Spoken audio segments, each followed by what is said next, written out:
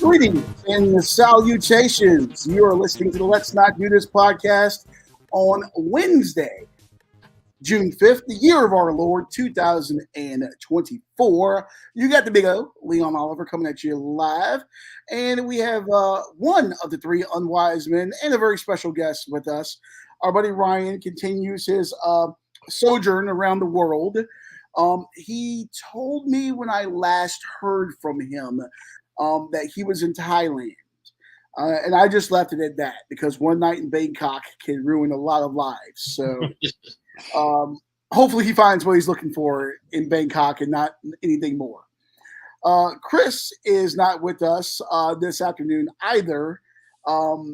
Scotty, he's doing some smoking, isn't he? Yeah, apparently there's a Newport cigarette festival in town. Or maybe North Carolina. I think he actually traveled for it. He can leave state lines even with that bracelet on his wrist? Yeah, he said he had like VIP access or something. I don't know. What's how that the works. VIP like at a Newport festival? Is it just like a bunch of like juice boxes and like guns and like bullets and stuff? Like, what's that like? Does your credit score fall like 700 points when you go to the Newport festival? Probably. You can go ahead and hit that. That might be racist. All right. So yeah, Chris is not with us. Hopefully he won't be with us much longer. Don't say it like that. And then of course I was not here last week because I have more important things to do than to look at Chris and Scotty.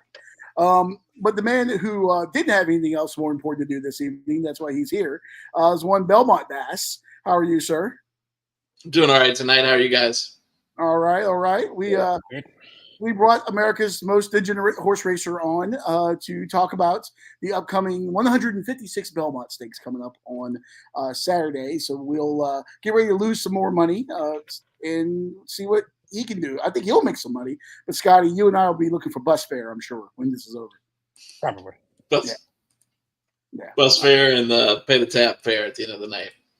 Pretty much, which usually I just say bartender and I like do a little point over to Scotty and he puts that black card down and that's how he rolls. He's got that Dave Portnoy credit limit on there, so makes my life a lot easier. I don't think I can afford your beer tabs. Jeez, let me tell you, I've been in a little bit the last couple of weeks. Those beer tabs, I've noticed the change in the bank account. By the way, it's been nice. Once you do a self audit of what you spend at the bar, it's never good. It's never good. No. But it's mental health at that point, right? So health as well. Entertainment. It's entertainment. Yeah. So speaking of some entertainment, before we get to the racing, we were talking off air, which is the most dangerous time is when we're having these conversations off air. Speaking of which, and danger, make sure to follow us. By the way, go to the Rumble, YouTube, Facebook. Scotty, are we on TikTok? I don't use it, but are we on there? Yeah, we're on there, but you never post to it, so yeah, I'm the only one that posts to it. I don't want the Chinese taking my information, Oh, jeez. We're not. We're on the Rumble, YouTube, Facebook, Instagram, X, all that good stuff. Let's Not Do This podcast. Make sure, of course, if you're going to watch this thing, make sure to like it, subscribe, tell a friend, be a friend, tell a friend. Rumble and YouTube are the very most important things. They put beers in my belly. And that's what it's all about. Because otherwise I won't be here. So it's beers in my belly, Rumble, and YouTube. That's where we make the money. So, all right. So we were talking, speaking of making money, college football, 12-team playoff. This came out this afternoon. The dates for that have been unleashed. We were talking about this a little off air. Bass, I know you had some thoughts on this. What's your initial thought when you see the framework here for the 12-team playoff of the college football, the inaugural year of the college football playoff 12-team format? Well, I take a look at that first weekend there, and the standout is those 3 Saturday games. And, I think we all know that NFL schedule came out, and those couple Saturday games on December 21st. So you're going to have the NFL and the college football playoff going head-to-head at these times. And I just found that really interesting that this is what it came to. I'm all for the playoffs. I'm all for expansion. But I don't know if I ever see college football go against the NFL like this, head-to-head. Scotty, does it give you any pause here seeing it go up against the NFL? Yeah, a little bit. I mean, I have thank God for YouTube TV and their multi-view, so it won't affect me much. I don't think it will affect as much as it would in the past, just because people have multiple ways of streaming and watching games now.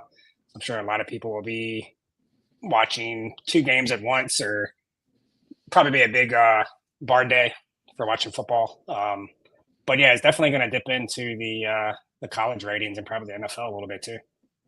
You know who's the happiest about this right now?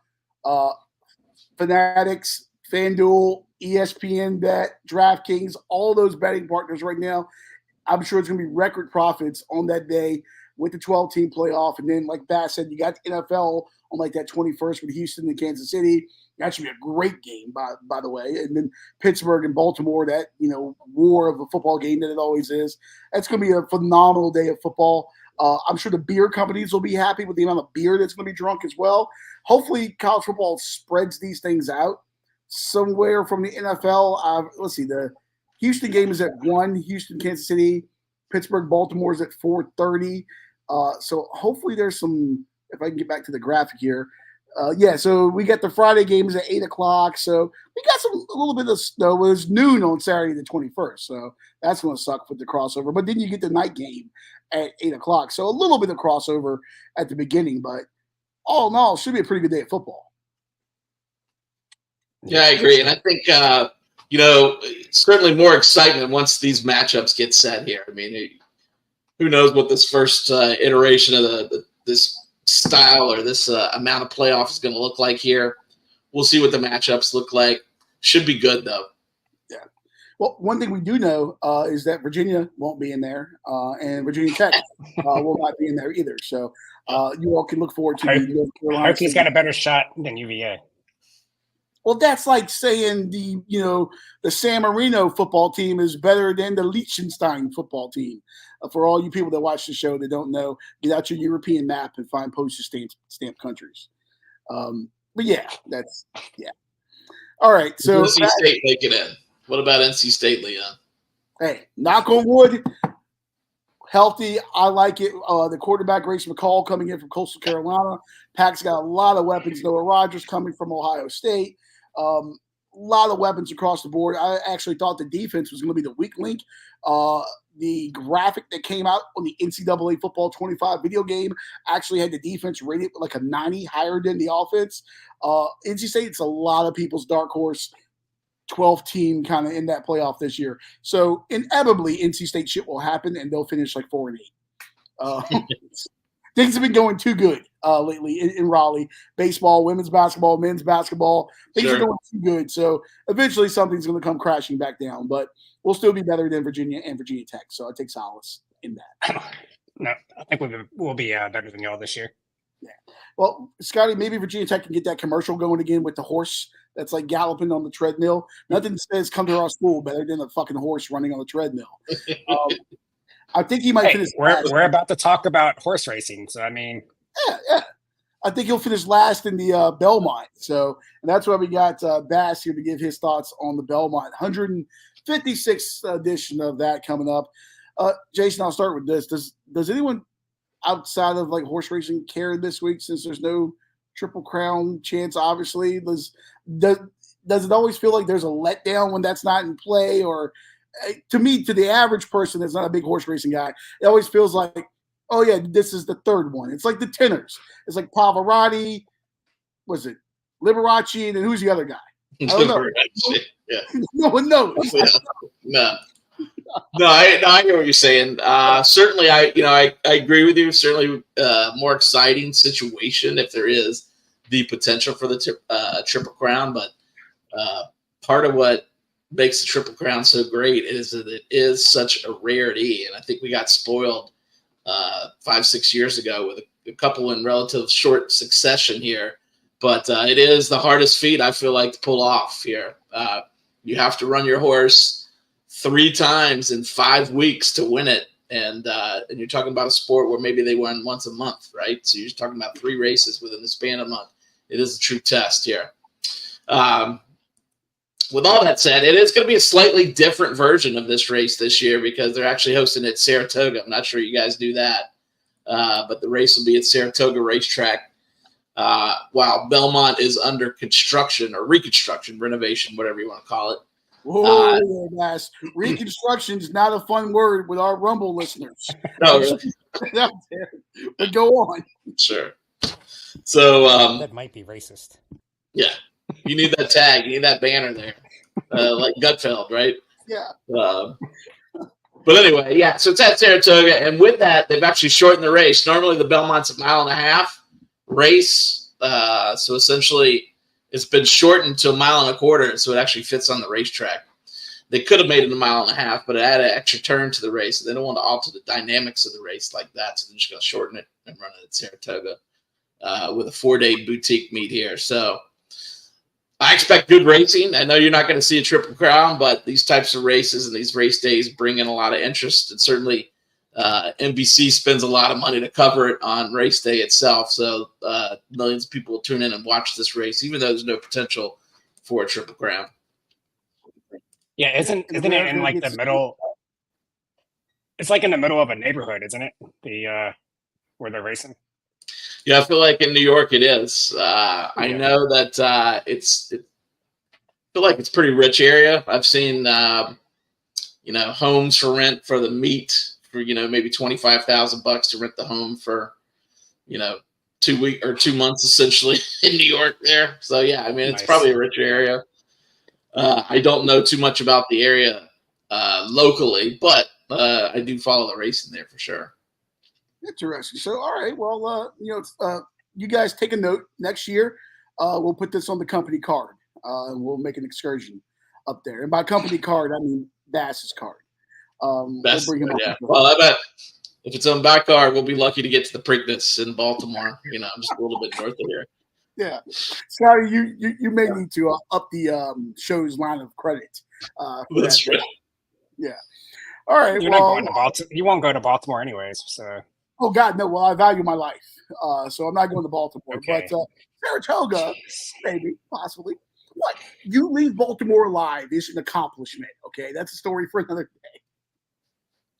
Yeah. All right.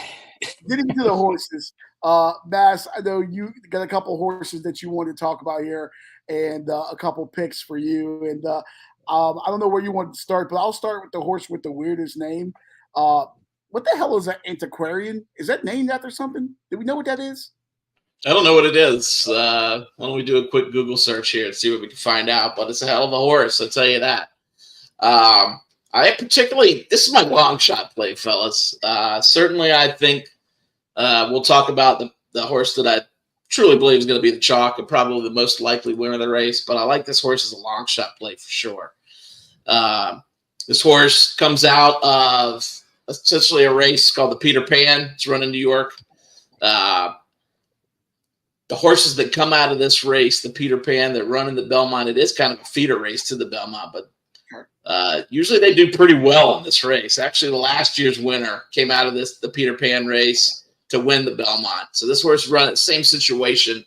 What I really like about Antiquarian is kind of an unknown. We don't know how good this horse is. So if you look it out on paper, came in second his first start, won his second start, finished sixth at the Louisiana Derby, and then won the fourth race at the Peter Pan. So what stands out about that race, Louisiana Derby, if he had done better or won that race, this horse would have actually been in the Kentucky Derby. But hey, he finished sixth. Why do you like this horse? Well, if you look at the notes here, he actually banged the gate coming out. And that takes a lot out of a horse. Certainly for a bettor's mind, any kind of act, you never want to see the horse wild at the gate or certainly bang the gate or have trouble getting out because it does take energy. It takes away from the start, just takes a horse out of rhythm. So that's what happened there. And even with a sixth place finish, still only 4 horse lengths back in that race. So I think easily you can make excuses for this horse and say that, wow, this horse could have run in the Kentucky Derby. Certainly comes back with a relatively quick Peter Pan. Certainly a competitor. That's why I like him as a long shot. Just everything I see there. Can make a lot of excuses for the one bad race that he has, and he's done very, very well every other time. So Antiquarian, my long shot play. As far as the Antiquarian, I just looked it up.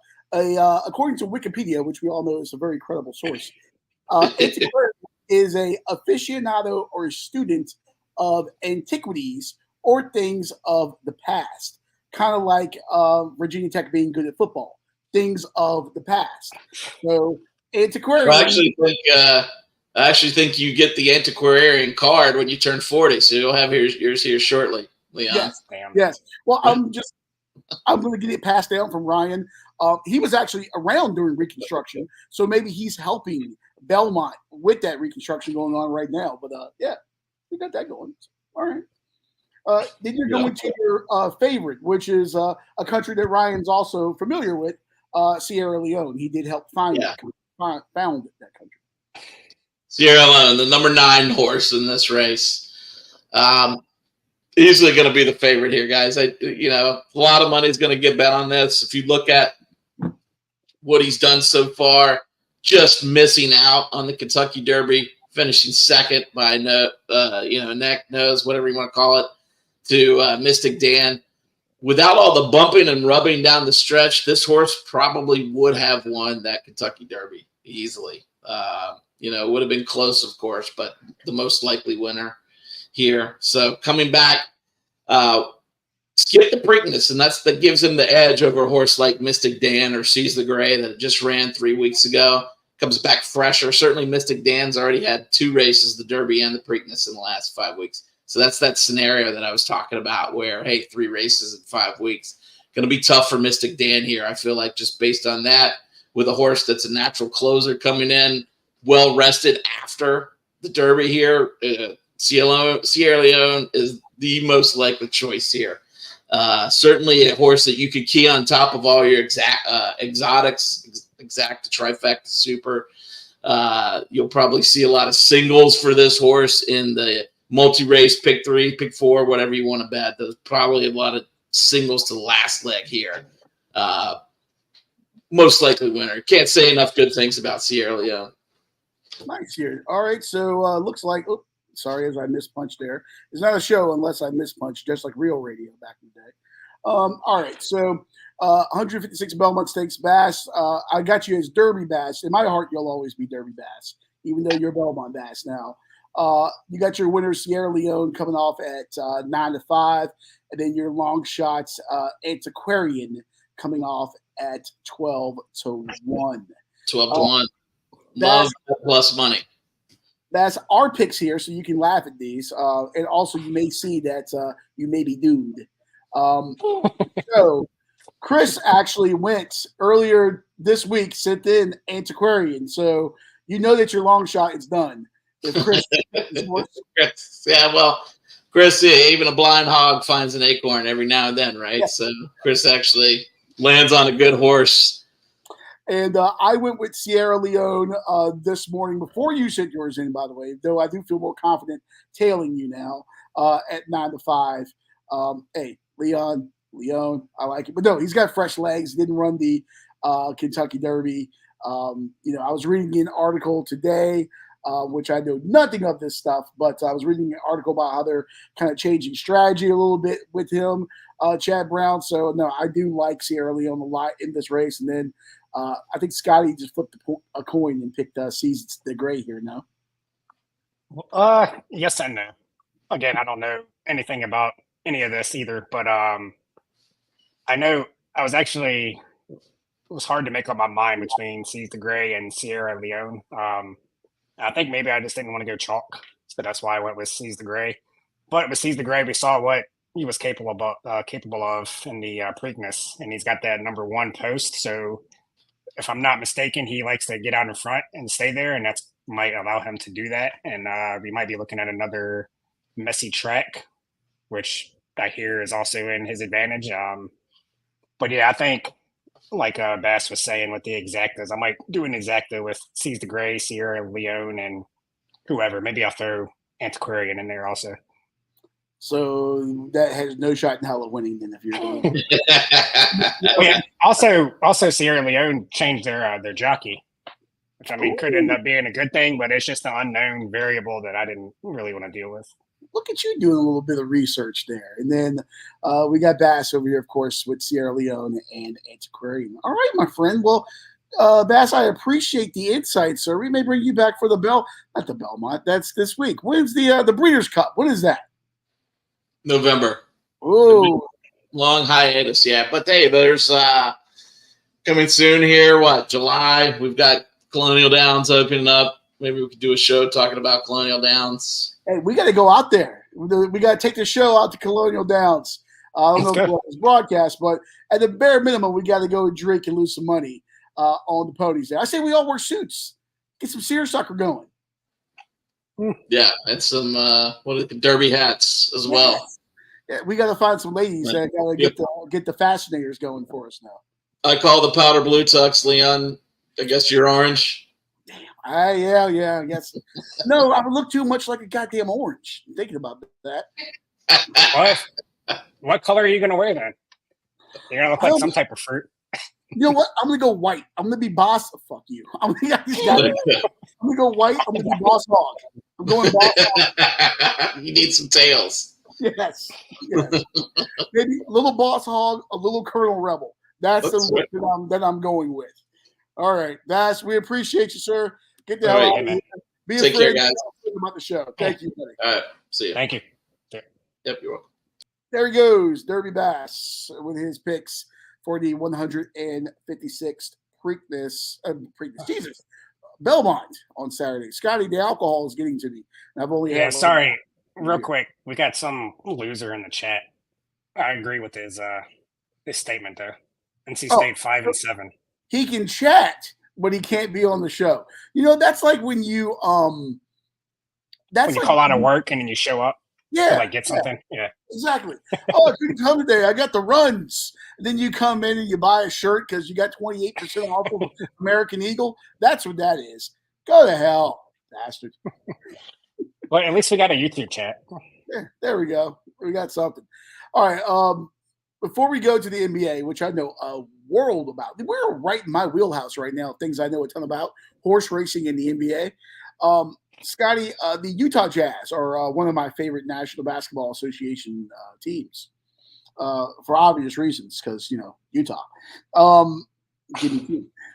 But have you seen these new uniforms that they debuted on X and their websites and everything earlier this morning? I'm a avid headline reader, but not actually clicking on the articles. So I saw that they had new uniforms, and this is the first I'm seeing of them. But yeah, I like them. I like all three of them. Well, there's actually two.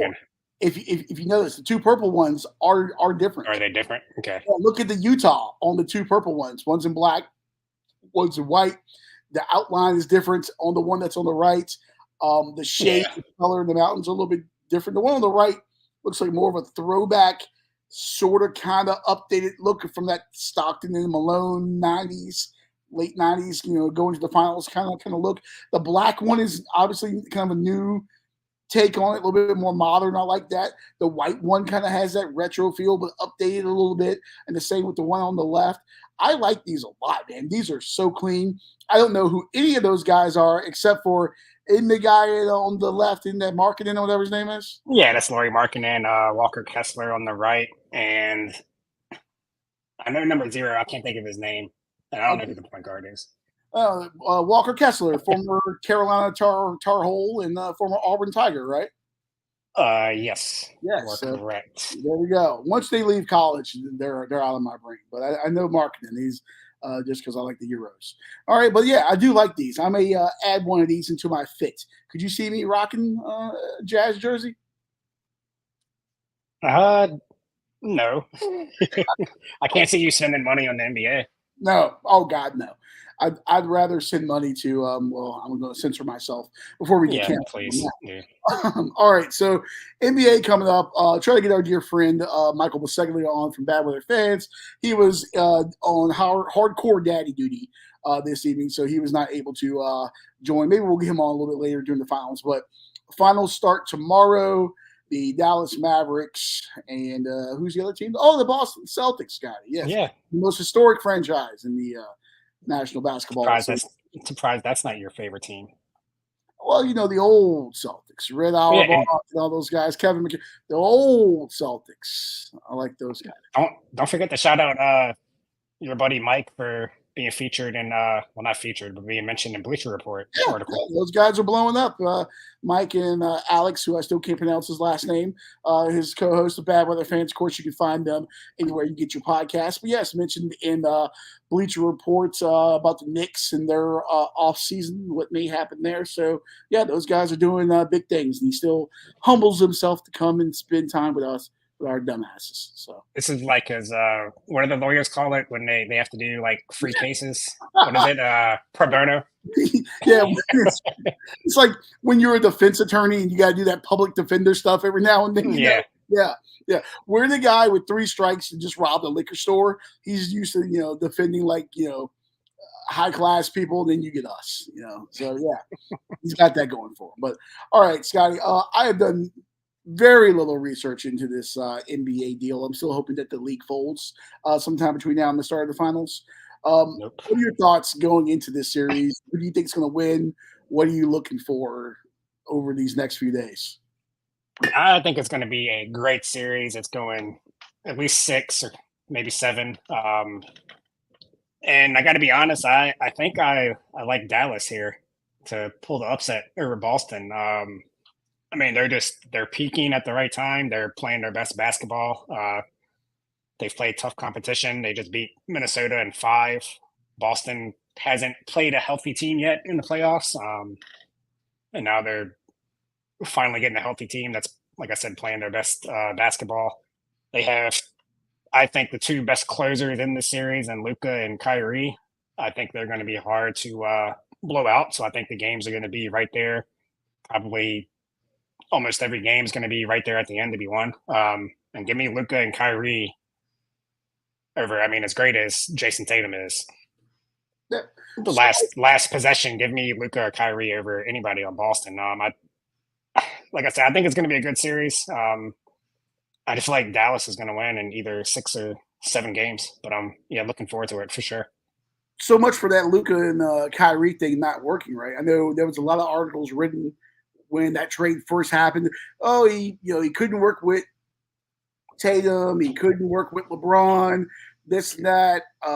That partnership has worked out, and they've complemented each other well for Dallas. And what do you think that reception? I mean, obviously he's been back there since he left Boston, but can you imagine, that reception for when he comes out with the Mavericks into TD Garden? I might actually tune in for the first couple of minutes just to hear that. What do you think that reception is going to be like? It's not going to be good. You might have a smattering of fans cheering, but it's Boston. I'm not going to get too into that, but there's going to be a lot of boos, a lot of screaming. I saw some F Luka and F Kyrie shirts being sold in stores in Boston, and they weren't censored. It's not going to be a warm welcome, I don't think. And again, I think that plays into Kyrie's hands. He's going to use that. And then you have Porzingis coming back. He hasn't played. I think he's been out the whole playoffs, if I'm not mistaken. Or he got hurt. So. Yeah. But now he's coming back. Contributor he can be. Like, is he how fit? Like, you always worry about that in soccer. And I know it's a different game, but if a guy's out for a while, is he match fit, so to speak? To kind of be out and then to get thrust right back in the biggest stage in the NBA Finals. Is there going to be any rust to kick off the tires, or you think he'll just be ready to slot right back in? Right, exactly. Especially that first game, I think it's going to be he's going to be rusty. He's also playing his former team, and then he kind of squashed any beef with Luka, which I didn't even really hear about until recently. But there was reports that they weren't on good terms, but they kind of squashed that. But that's his former team too. So is he rushing himself back? I don't know. Is he going to try to do too much? But especially that game 1, I think that's going to be a setback for Boston. I'm intrigued by this series. Obviously you guys know a lot more about this than I do, but it seems like Boston is the more complete defensive team. And I wonder, like, who's going to be the guy that gets assigned to Luka? Is it going to be Brown? Is it going to be Holiday? They're going to split time at that. Maybe Tatum kind of gets in there if there's some foul trouble going on. I feel like, I don't know, just on the outside looking in, I feel like if I'm Boston, I do everything possible to take Luka away and let Kyrie eat. Like, make him be the guy that beat me. I'm not going to let Luka, put the team on his back and be the guy that beats me. If you can beat me with Kyrie being the MVP of this final series, then hey, so on and so forth, go ahead and do it. But I feel like if I'm Boston, I'm really going to throw the kitchen sink at Luka. I'm not going to let you have your big weapon to take me down. Yeah, that's probably their best strategy. I'm sure it'd be some kind of combination of Holiday, Danny White, and Jaylen Brown. But again, I don't know if either one of those guys are a good matchup for Luka individually. I think you need some size, so maybe Jaylen Brown. I think he needs some size, like Lou Dort.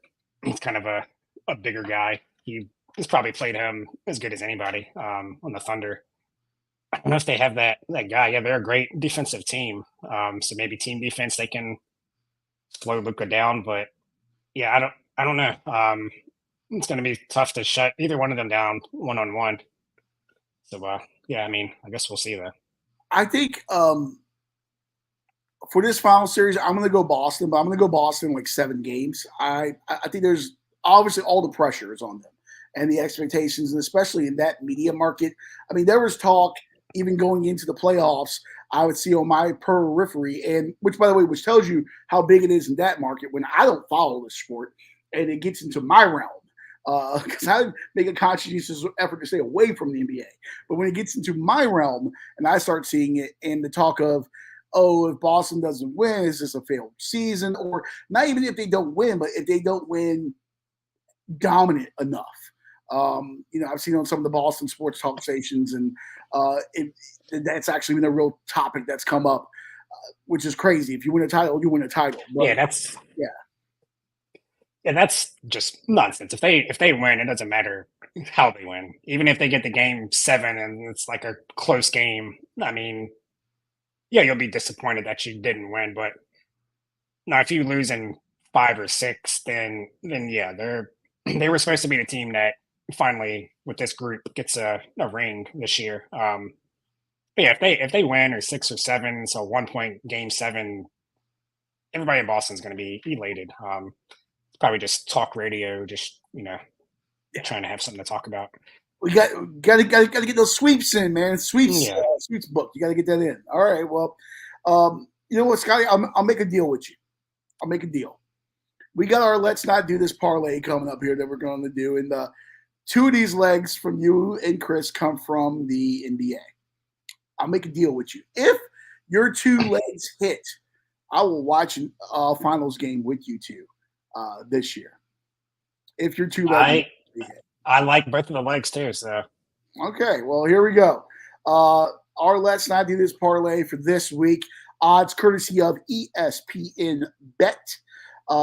We got what is a Daniel Gafford? That was Chris's pick. He is, if you were paying attention 2 weeks ago when Mike Biseglia was on here. I've never listened. He came from the Wizards. They got him in a midseason trade, and he's been exactly what they needed.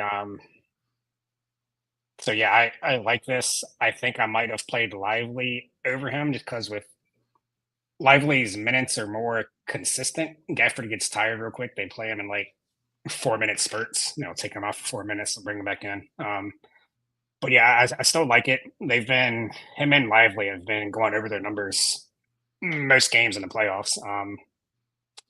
So yeah, I could easily see him get 10 points, 7 rebounds.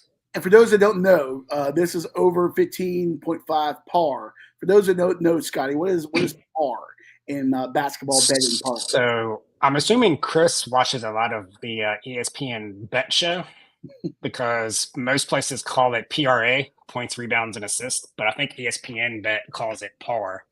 So that must be where he's getting that from. But yeah, just Actually had pure it points. on the app as points, assist, rebounds, and Okay, so yeah, it must be an ESPN thing because everybody else has it as a PRA. Yeah. I guess it's easier to remember. They had it the other way around on the app, and then Chris sent it this way. Okay. I think it's just Chris having a dyslexic brain, assuming that Well, brain. I do think there's somebody on the ESPN bet show that calls it par. Okay. Because actually, one of the other podcasts I was talking about the same thing because everybody else calls it PRA and somebody was calling it par, and they said it was because of ESPN. But yeah, points are assists and rebounds combined. Okay, and then So yeah, he could probably hit that with not even assist. So which he'll only have like one of, anyways. But so that's at minus 105, and then Scotty, your contribution in game one, you have the Dallas Mavericks plus. Oh yeah, if I like the Mavericks to win the series, and I think Porzingis is going to be a hindrance in game one, I obviously think this is way too many points. Boston only covered one game in the sweep against Indiana, and Dallas covered all of their wins. I think maybe except for one. And they were underdogs in, I think, the first 3 games against Minnesota. So yeah, I don't see this being a 7-point game either way. 6.5 is just too many points. Okay. And then I bring up the rear here, going with my first live golf pick of this era of the podcast, doing the parlay. Bryson looked absolutely phenomenal last time out. Wasn't happy overall with how he played, coming down the stretch there in the major and, the PGA Championship. Listen, that guy is phenomenal. Somehow, some way, this mad scientist has gone from being the guy that everyone hated, and that whole Brooks Bryson kerfluffle, to then taking the live money and getting a lot of flack, to kind of coming back around. A lot of people like this guy again. And of course, he's a big hitter. He plays well. He came up 1 stroke short against Xander Schauffele. I think this course in Houston is set up well for him. He gets to go back to Texas. I think he gets to bomb that thing around there a little bit. I like Bryson in coming in at plus 850. I was thinking about sprinkling just, a top 3 or something like that. But you give me Bryson against that live field in the state of Texas at 850, I'm going to take it every single day. So I'm going with Bryson to get the win in Houston this week. All right. I can't say I've watched live ever, but I'll take your word for it. Liv gets a lot of hate, but I actually don't. I don't mind it. A lot of people don't like the shotgun start. I do wish it was, a full 72 holes. But I do like. There's always action on the course, and I like the little F1 style score bug on the side. There's potential there, and if they can merge these 2 leagues back together, or have some kind of, I don't know, old school AFL versus NFL kind of thing with them or something, I think it will be a lot more interesting, bring a lot of fans back to the sport of golf. But I like the innovation I think that Liv is doing, and you can't deny, their innovations. Like it's like the XFL that failed. How much stuff did the NFL bring over from that? These upstart leagues a lot of times have cool new ideas, and we're starting to see some of that in PGA Tour with the elevated field events and all this stuff. Yeah, maybe one day they'll get on a real network, and then maybe people can watch it. Yeah, more people watch this show than watch Live on the CW, and that's a big problem. Hey, we are big in Morocco, okay? I looked at the numbers. Big in Morocco. So sure, that's not just Ryan. Well, he doesn't know how to use a VPN, so it very well could be. He doesn't know what a VPN is. So yeah, probably not. Yeah. All right, so that's our podcast. That's our parlay this week. That's our podcast. All right, see ya. Right, we're done. We're gonna get the hell out of here.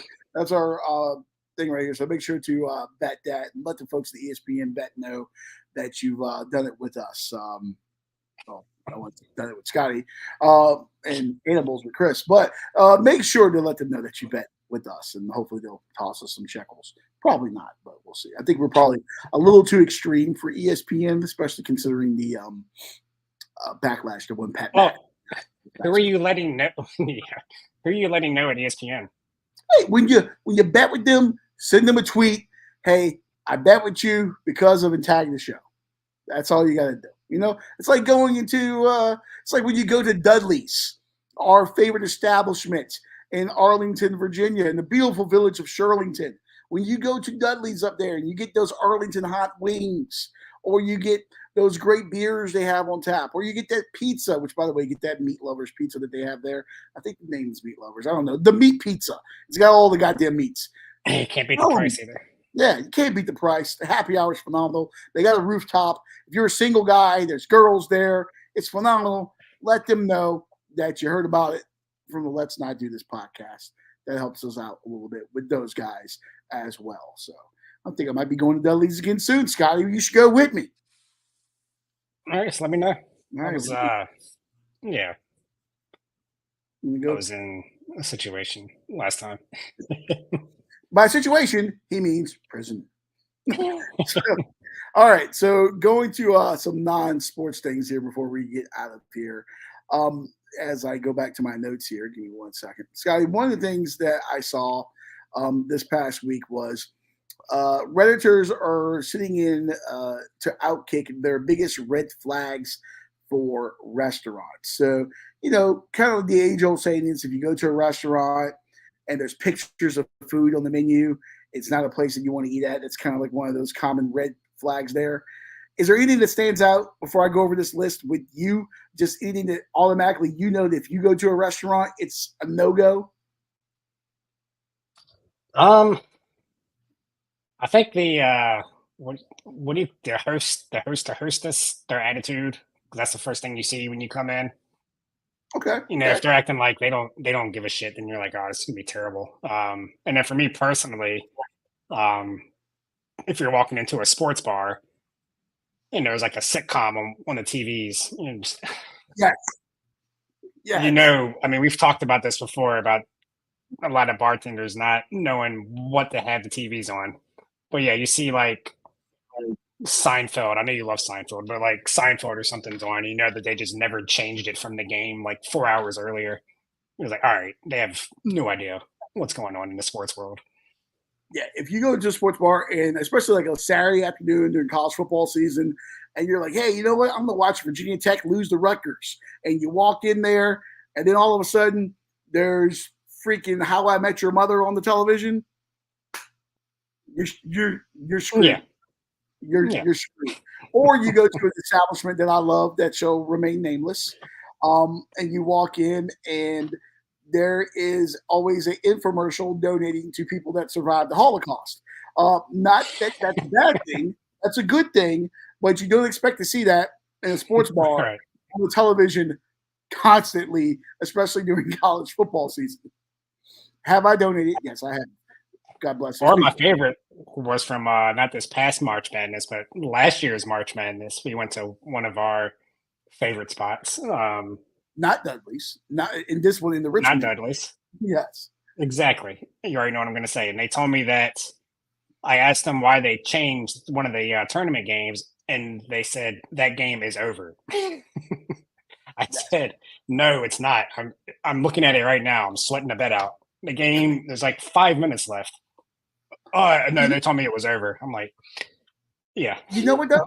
She could have been, knowing your betting acumen during the tournament, she might have been right. Your bet was over. That game was over. The moment you put money on it, that game was over, Scotty. So she could have been right. This is true. Next year, everybody fade my tournament picks. Yes. I will refute one thing that you said, though, about the bitchy hostess.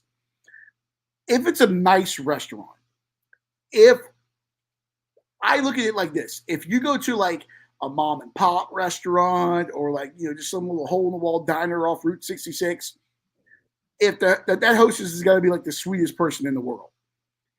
But if I go to like a $300 a plate New York City restaurant, I kind of want some snobbishness.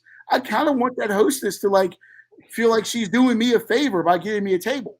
Because if I'm spending that much money, that's what it needs to feel like. It's like Dorsia on American Psycho, you know, like it's a restaurant that everyone wants to get a reservation at. I'm like, oh, well, I've been chosen for my table, you know.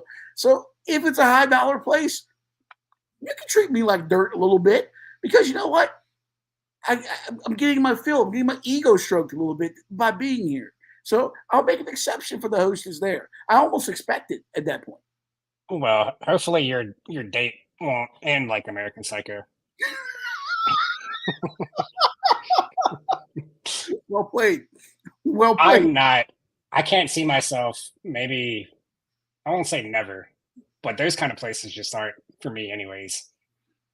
Yeah, I can go spend less money for the same quality of food elsewhere. oh yeah, trust me. I like to put on airs, but when it comes down to it, I'm a guy that loves a good wing and a good beer at a place like Dudley's or Hooters or something. I'm that kind of guy. And I feel like I wouldn't get along with the people at those establishments either. No, I don't think they'd be my type of people. But I want to be seen with those people. You know me, Scotty. Yeah. Okay. I'll get us a major deal one day, Viacom, something, or I'll get this canceled. More than likely. Tell them about the podcast. Well, we can't be canceled yet. We got to get viewers first. Be canceled. Yeah. All right. So David Hookstead of Outkick, he solicited for some things that are red flags. Redditors kind of hit him up here. One thing was incoherent menu. Cuisines that don't often have ingredients in common, which means some ingredients may sit longer. I've never even thought about that before, but it reminds me of the episode of Seinfeld where they're looking at the menu in the diner and they're like, there's a lobster on there. And Jerry's like, you think this is the day that someone comes, they're going to order a lobster. How fresh is that lobster? Like you ever go to like a little shitty place and there's like a lobster tail on there? Like no one's getting a lobster tail at like a little country diner somewhere. That thing's is probably from like the Nixon administration. Somebody will get it. No. So I actually respect that. Another one that popped out to me here was dirty floors, tables, or menus. First red flags and back out the door, you should go. That's very true. Yeah. If I walk in and there's like shit all over the floors, the tables haven't been bussed. That tells you a sticky plastic menu. Yeah, that's the worst. You get those menus and like you can tell they've been spilled like all over. They didn't take 2 seconds to wipe the menu off. Yeah, they didn't. They probably just shook it. Or they get like the paper ones that they print every single day, and you can tell since like 11 o'clock when lunch started, this thing's been spilled on like 19 times, and they didn't want to spend the 38 cents to print another piece of menu. Yeah, that tells you all you need to know right there. Yeah. One more here on the restaurant red flags. Visible signs of old neglect that translates into, quote, if they aren't bothering to clean that up, what does that say about the kitchen? Added bonus if you bring it up and they have a rehearsed excuse like it's an in-house feature and they laugh it off. I will bring this up. There was a restaurant that no longer exists in Charlottesville, a bar Mike and I used to go to all the time. Above the bar was a pipe.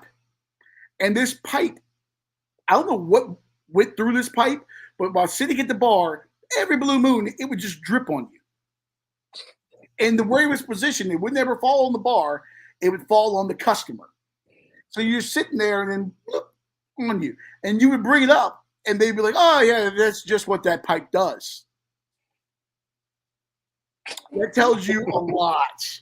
And I used to eat at that place because it was very cheap. And it was down the road from the radio station that we worked at. And the beers were very cheap. And it was like Mike's favorite bar to go to when we were skipping out of work. But my God, when you're sitting in a bar and there's a pipe literally leaking on you, that's the diviest of dive bars. Yeah, some people, the hipsters probably love that. Yes. Also, there's a bar that Chris loves that's had a urinal broken in the men's room. Yes. I want to say since the days of Frederick Douglass. Yeah. And it has a cornhole set that's like 5 feet apart. Yes. And people are playing for money in there. And it's up against that backboard. So all you really have to do is hit the backboard. Yes. But one that something that I saw on this list, it says if they have like a message like that's anti-health inspector or that's like threatening the health inspectors. So that just made me think of they used to go viral like probably in the COVID days, but people putting signs out saying, oh, hiring people that want to work or closed because so-and-so. That's a red flag to me. So there was actually one by my work. It actually closed down and it's something else now. But the last time I went there, it was like hiring people that actually want to work. I'm just like, that's so. I mean, I get why people think it's funny and it goes viral and stuff, but I'm just thinking these owners are probably douchebags, and there's a reason why probably your people don't want to come to work. Like if somebody's not working, just fire them and get somebody else. Somebody will actually want to come in. I Somebody don't know. else. It just seems like a like shitty management to me. Not everybody wants to make $3.17 an hour, and then hope that somebody tips and get half of a ham sandwich for their shift meal. Not everybody Yeah. wants that. Yeah, yeah. So, all right, those are some big red flags there. Also, too many items on the menu is one thing too. Before we leave that, it's like you ever go to Cheesecake Factory, which is like the most shitty, mediocre restaurant in America that like dumb people think is nice. So You go to Cheesecake I've only Factory, been that means I've only been I've only been there one time, and I had some like chicken that was stuffed with something, and that shit was good. So maybe I'll have to go there a couple more times to hate it. But I've only been there once, and yeah, I can't say I get the hate for it. I feel like Scotty, as an American, I love this country, but I can see things that like why people that are especially European like hate about America. And I feel like if you coin like a French person and it was like, tell me what you think about Americans, they would have like a fat person on like one of those mobility scooters pulling into a cheesecake factory. That's like the quintessential like fat dumb American restaurant, and like people think it's so nice and it's so trash. And the menu is massive, which tells me if the menu's that big, you're a jack of all trades, master of none. Give me a simple menu. Do 10 things really well rather than 100 things really shitty. I didn't say it was super nice. I know sometimes you don't really know what you want to eat, so it's good. Or if you have, a group of different people with your party, I know it's good to have some variety. Like when you go to Outback, it's like, yeah, I don't really want a steak. I'm like, all right, well, You're going this to is Outback. fucked. Jesus Christ. I was just using Outback because Outback is the one place I think of. It's like their steaks are not bad, but there's literally nothing else to get except for the blooming onion. There's a YouTube series called The Modern NBA, and they went through the business of a steakhouse. And if I remember correctly, of the major steakhouse chains like Outback, Texas Roadhouse, what's the other one? It's Outback, Texas Roadhouse, and there's one more that's similar to Texas Roadhouse, Longhorn. Of Oh those yeah, yeah. major like three chains, they were stating that Outback is like the worst.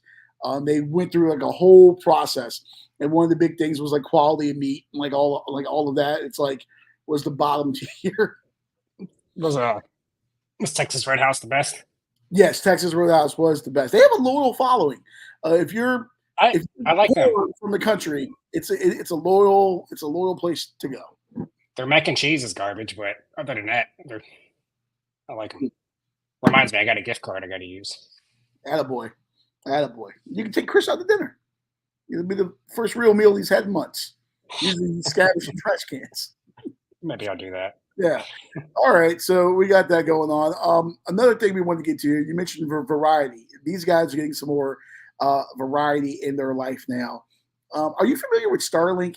Like the whole Elon Musk internet thing? Vaguely, yeah.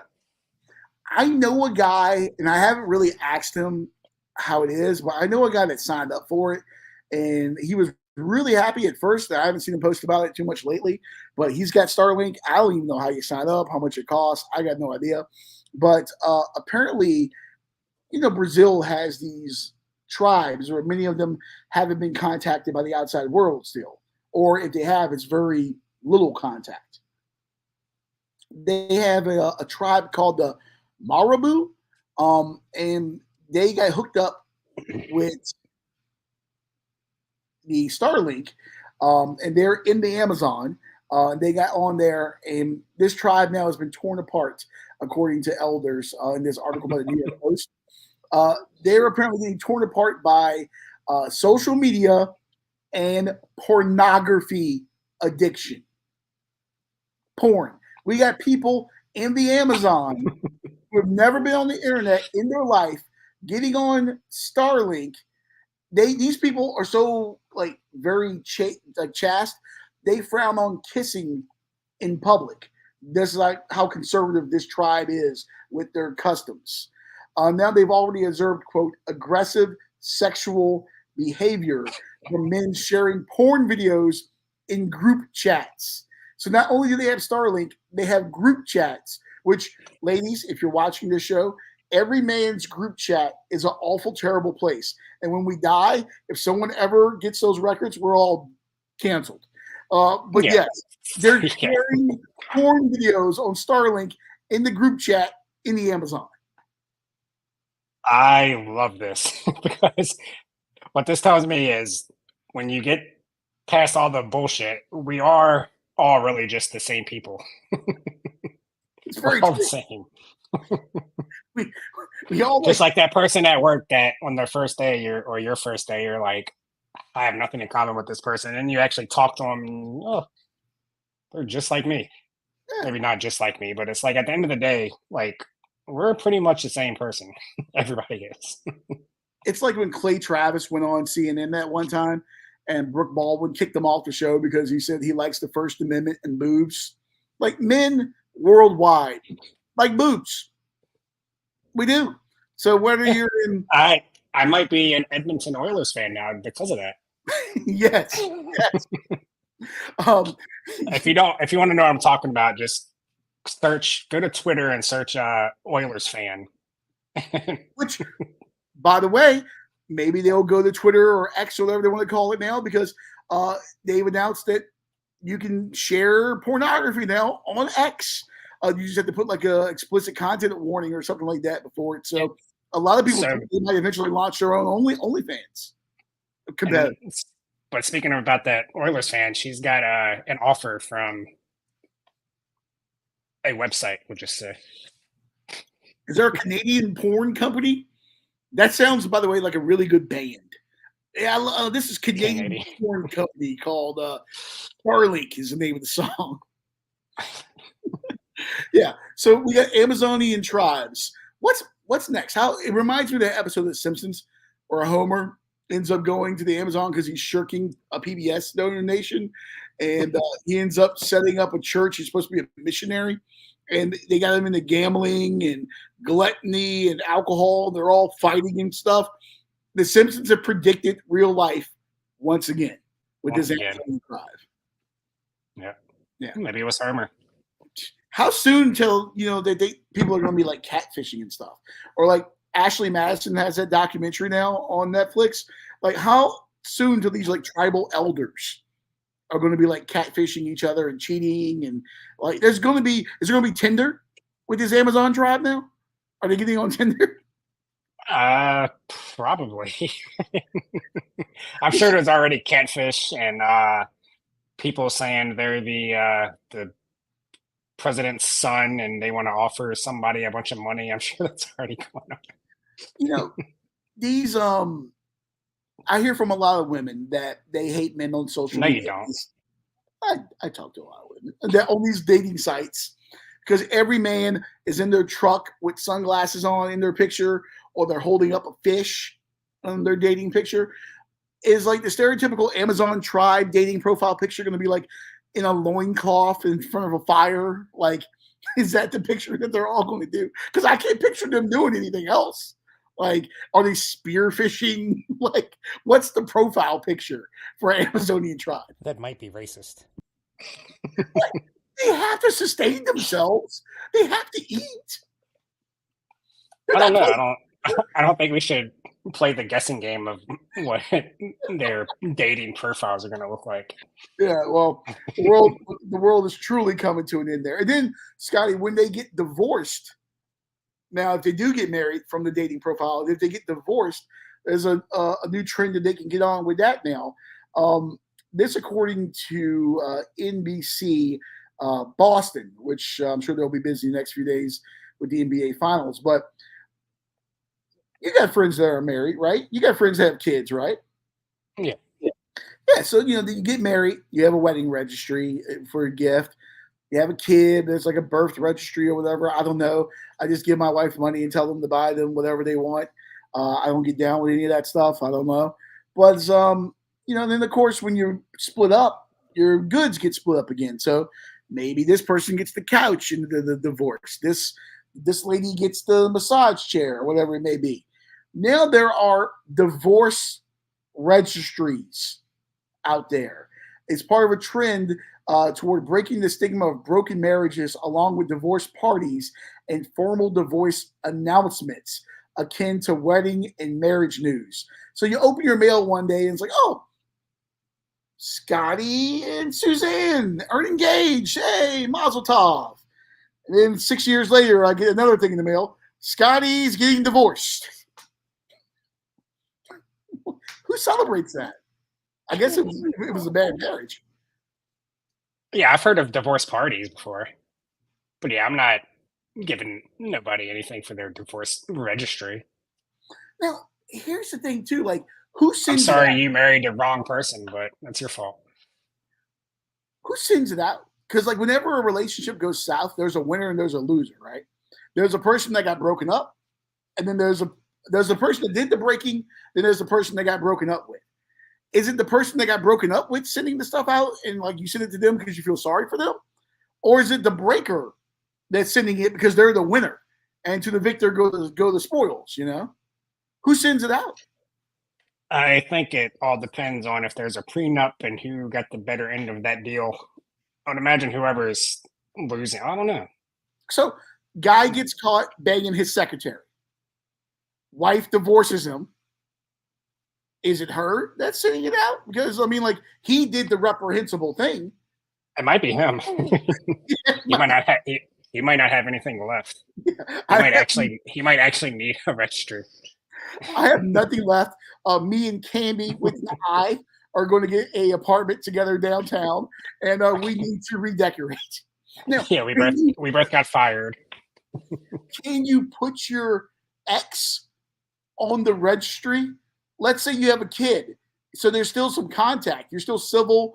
There's still communication.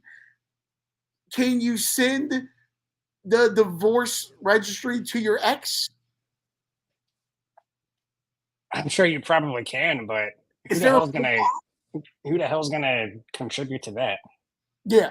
If you get divorced and your ex-wife sends you a gift on a divorce registry, you probably want to take that straight to an ATF office. I'm just going to go ahead and put it out there. That's true. Yeah, there's no way I'm opening that. So, all right, well, we got that going. Divorce registries. Would you ever, if someone sent you one, would you send them a gift? When my wife eventually wises up and kicks me to the curb, will you send me a divorce registry gift? Probably not. I'll buy you a beer. Depends on the situation. It depends on the situation. You better get your extra bedroom ready because I'm coming to live with you because it ain't going to be good. I'm assuming you'd be in the wrong, so probably not. Oh, there's no assumption. This would be true. I'm just surprised it hasn't happened yet. I might send her a gift. Yeah, she probably needs it for all her pain and suffering over the years. All right, last thing before we get out of here, Scotty, you had a story that you wanted to get to. Oh, do you want to do the Scott Van Pelt thing? Oh, yes, that's right. I couldn't find it. That's why I was asking you. Kind of segues into it. Has a bone that he wants to pick with people that don't know proper beach etiquette here. Let's see if I can get that pulled up and play this clip here. This was apparently on his podcast as I tap dance a little bit here. When's the last time you went to the beach? I don't think I went last year, so probably almost 2 years. Okay, so we got to go to the beach and see how many of these faux pas you would break then, since you haven't been. Well, I went to the beach last year, but I didn't go to the beach. I was at the beach, but I didn't go to the beach. I went to Virginia Beach to see a comedy show, but yeah, I wasn't actually at the beach. Well, that doesn't actually count unless you're at the Right. All right, Scott Van Pelt from his podcast here, talking about some beach etiquette faux pas. When it's early morning, you want to go down to the beach and you want to claim some territory. I claim this land in the name of 229 Oakwood Street. You plant your flag. That's fine. For those of you that aren't in a beach area, let's just tell you, like East Coast beaches, public beaches, a lot of folks. And not a lot of room like on the Pacific. I hate the guy or the gal that comes down with 9 chairs and decides that we're going to put them 6 yards apart, as if you get 50 yards of beach. You don't. Be reasonable. You can put them a few yards apart, a couple feet apart. That's fine. That's fine. But then if you're going to just leave them there until like 1:30 and you got a 50 by 50 square yard area of beach that you claimed with your chairs, that's bull. Be reasonable. And I don't know how it works in other places, but in Bethany, on the back of the guard, they get the chairs. They got a little chalkboard. They tell you what time high tide is. That's important, because if you want to come down and I claim this beachfront land in the name of the Coughlin family, check the tide, man. Because if you're waterfront now, but the tide's out, then it's going to come in. And when it comes in, guess what? The people behind you, they're not surrendering that land. When you want to back up your 15 chairs into them, we all got to get along. We're all going to mostly try to do our best, but everybody just needs a little space. Little space is the key. So don't be the person that thinks on this public beach, you get to claim an acre. Thank you. So is that you, Scotty? Did you camp out on the beach? Did you try to claim the beach? No.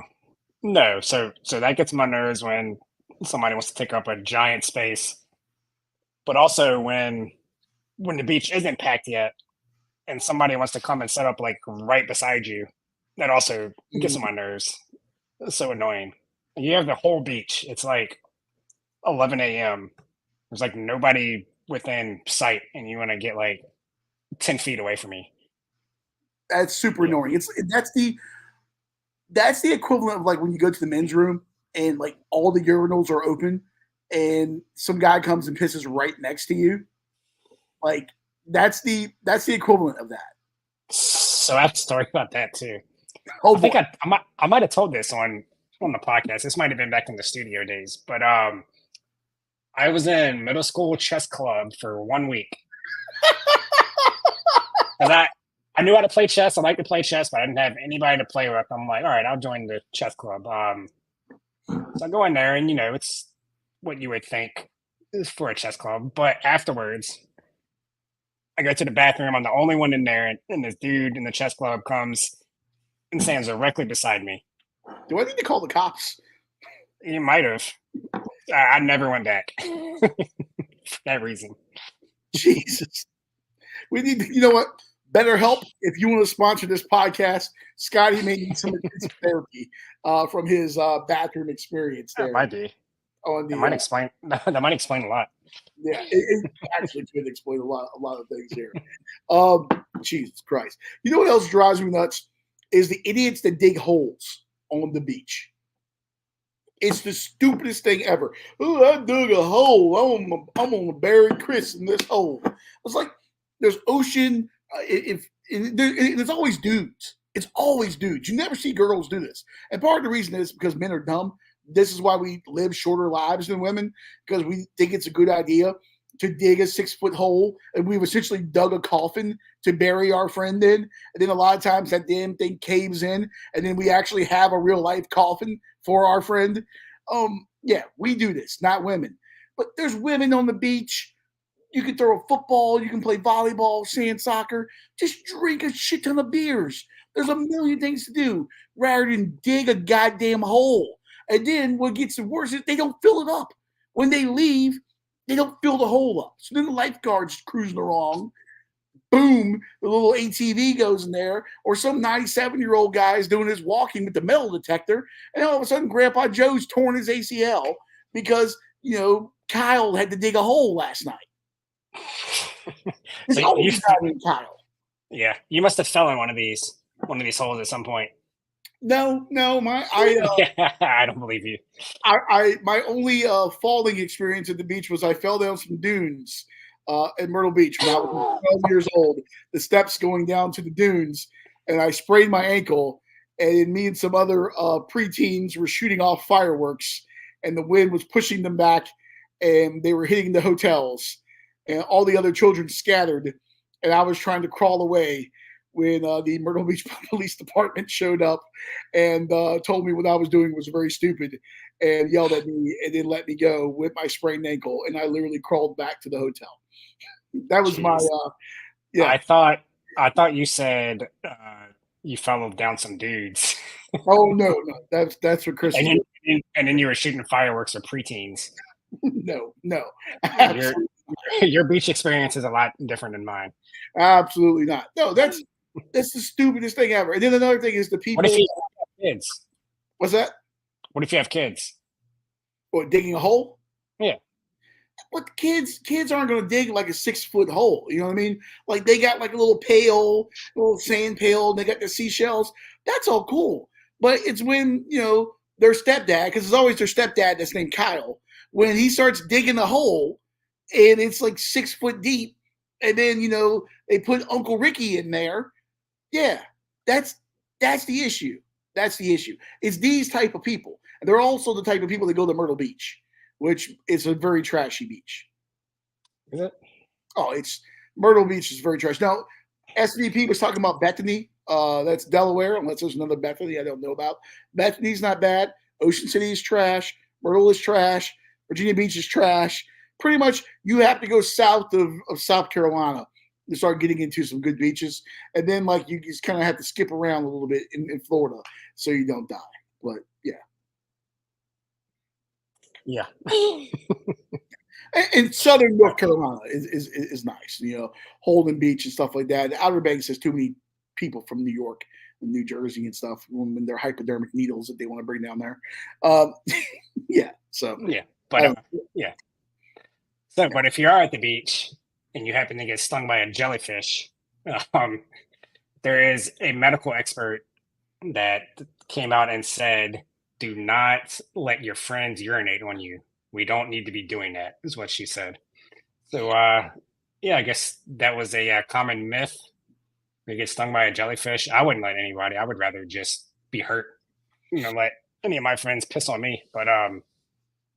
But yeah, the medical experts are saying don't do that.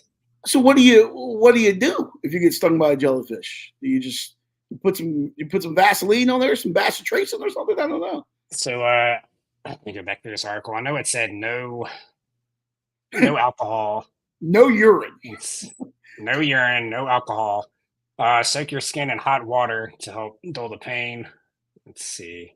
Where are you getting the hot water on the beach? There's no hot water heaters. Are you going to go back to the beach house?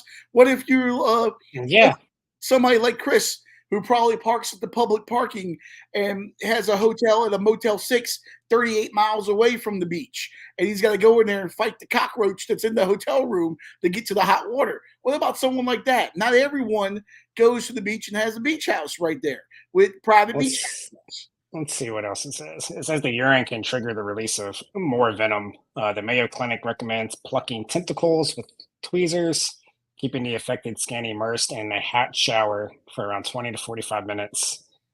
Don't scrape out the stingers. Don't apply alcohol. Don't use pressure bandages. Or don't rub the area with a towel. So, yeah, I guess if you don't have access to hot water, I guess you just got to, I don't know. Got to ride it out, I guess. I think we need to test this. I think we need to take Chris to the beach and get him stung by a jellyfish and test out these methods of extracting the pain, I guess you could say, from him. And I'm sure he'll just request the R. Kelly. So we got to get him stung on both legs. One of us will pee on him, and then we'll do whatever on the other leg. Oh, I'm not participating in his kink. I will find one of the Myrtle Beach streetwalkers to do the pissing for him. There's a lot of streetwalkers in Myrtle Beach. We'll find somebody. Myrtle Beach streetwalkers to pee on him. I think he's into that anyway, kind of a R. Kelly type thing. There's probably somebody down there that just waits for people to get stung to offer the services. It's like you ever go $5 a pop.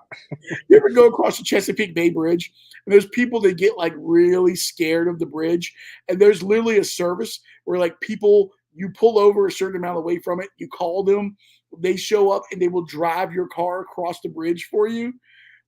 That is like just picture some shady guy in like a white, wood panel van sitting there just waiting on jellyfish. I can help you. His name is probably Kyle. He was probably digging a hole for his brother Ricky 20 minutes before he got that phone call. He's definitely he'll be Sandy for sure. All right. And on that unfortunate note, let's get the hell out of here. You can find us, of course, on the Rumble, the YouTube, the Facebook, the Instagram, X, and TikTok, as long as it's still legal in these United States of America. Scotty, any final thoughts? Did you learn anything this afternoon? No, but I forgot a lot of stuff. That's usually what spending an afternoon with me does. You lose a lot of brain cells. So we thank Derby Bass for his contributions here, and make sure to follow his picks there. We got Derby Bass with Sierra Leone as his winner for the Belmont, and Antiquarian for the long shots. And then, of course, with us, you got Antiquarian for Chris, so you know that horse is going to get euthanized. Me going with Sierra Leone, and Scotty with Seize the Gray.